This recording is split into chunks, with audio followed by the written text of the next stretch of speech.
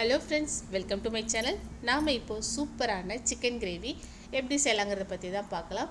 உங்களுக்கு இந்த வீடியோவில் பார்க்கும்போதே தெரியும் இந்த சிக்கன் எவ்வளோ நல்லா சாஃப்டாக வெந்து அதுக்குள்ளே மசாலாலாம் இறங்கி செம்ம டேஸ்டியாக இருக்கும். இதுக்கு நான் கீ ரைஸு தேங்காய் பால் ஊற்றி செஞ்சுருக்கேன். இதுக்கான வீடியோவும் நான் சீக்கிரமாக அப்லோட் பண்ணுறேன். ரொம்பவே டேஸ்டியான ரொம்ப டேஸ்டியான இந்த சிக்கன் கிரேவி எப்படி செய்யலாங்கிறத பற்றி தான் நம்ம இந்த வீடியோவில் பார்க்க போகிறோம்.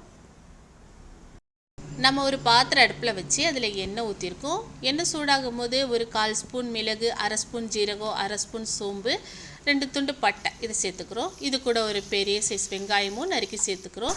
இது நல்லா வதங்கி வரும்போது 2 பெரிய சைஸ் தக்காளியும் ஒரு 10 முந்திரி பருப்பு, இதுக்கு உப்பு இதெல்லாம் சேர்த்துட்டு இதை நல்லா வதக்கி எடுத்துட்டோம். இது கூட 1 ஸ்பூன் மிளகாய்த்தூள், 1 ஸ்பூன் மல்லித்தூள் சேர்த்து இதை நல்லா வதக்கி எடுத்தாச்சு. இது நல்லா ஆறுனதுமே இதை நம்ம அரைச்சி எடுத்துக்கணும். ஒரு பாத்திரம் அடுப்பில் வச்சுருக்கோம். அதில் எண்ணெய் ஊற்றிருக்கோம். எண்ணெய் சூடாகும் போது கொஞ்சமாக சோம்பு சேர்த்துட்டு கருவேப்பிலை சேர்க்குறோம். இது கூட ஒரு பெரிய சைஸ் வெங்காயத்தை நறுக்கி சேர்த்துக்கிறோம். இது நல்லா வதங்கி வரும்போது 2 தக்காளியை நறுக்கி சேர்த்துருக்கோம். அது கூட 2 பச்சை மிளகாய், கொஞ்சம் உப்பு இதை சேர்த்துட்டு இதை நல்லா நம்ம வதக்கி எடுத்தாச்சு. இது கூட நாம் ஒரு 2 டீஸ்பூன் இஞ்சி பூண்டு பேஸ்ட்டு சேர்க்குறோம். இஞ்சி பூண்டோட பச்சை வாசனை போகிற அளவுக்கு நம்ம வதக்கி எடுத்தாச்சு.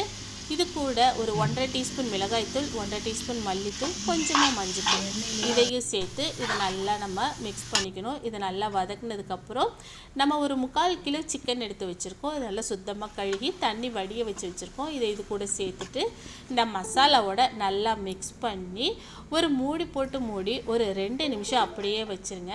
ஒரு 2 நிமிஷம் கழித்து ஓப்பன் பண்ணி பார்க்குறோம். நம்ம தண்ணியெல்லாம் வடிச்சிட்டு வச்சனால அவ்வளோவா தண்ணி விடாது. இதை நல்லா நாம் கிளறிக்கணும். இதை நல்லா மிக்ஸ் பண்ணிவிட்டு இதில் 1 டீஸ்பூன் நம்ம நல்லா கெட்டி தயிர் சேர்த்துக்கிறோம். இந்த தயிர் சேர்த்துட்டு இதை நல்லா மிக்ஸ் பண்ணிட்டோம். இதை நல்லா மிக்ஸ் பண்ணி எடுத்துகிட்டு நம்ம அரைச்சி வச்ச மசாலாவை சேர்த்துக்கலாம்.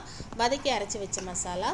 இந்த மசாலாவை சேர்த்துட்டு இதை நல்லா இந்த மசாலா சிக்கன் இதை நல்லா மிக்ஸ் ஆகுற வரைக்கும் நல்லா கிளறிட்டு அந்த ஜாரில் கொஞ்சமாக தண்ணி சேர்த்து கொஞ்சம் உப்பும் சேர்த்து இதை நல்லா மிக்ஸ் பண்ணிவிட்டு இதை மூடி வச்சிடணும். இதை மூடி வச்சு இதை சிம்மில் வேக வைங்க. சிம்மில் வந்து ஒரு 15 நிமிஷம் இடையில கிளறி வேக வைங்க. அப்போ தான் இது நல்லா வெந்து வரும். ஆனால் இடையில கிளறணும், இல்லைன்னா அடி பிடிச்சிரும். பாருங்கள், நமக்கு சூப்பராக சிக்கன் எவ்வளோ சூப்பராக கிரேவியாக நல்லா வெந்து வந்திருக்குன்னு செம்ம டேஸ்டியாக இருக்கும். இப்போ நம்ம என்ன பண்ணுறோன்னா கொத்தமல்லி தழை தூவிட்டு இதை மூடி அப்படியே ஒரு 10-15 நிமிஷம் அப்படியே வச்சுருங்க. வச்சுட்டு அதுக்கப்புறமா சர்வ் பண்ணுங்கள். அப்போ வந்து இன்னுமே நல்லா இறுகி எண்ணெயெல்லாம் பிரிஞ்சு வந்திருக்கும். இந்த வீடியோவில் பார்க்குற மாதிரி பாருங்கள் எவ்வளோ சூப்பராக இருக்குன்னு.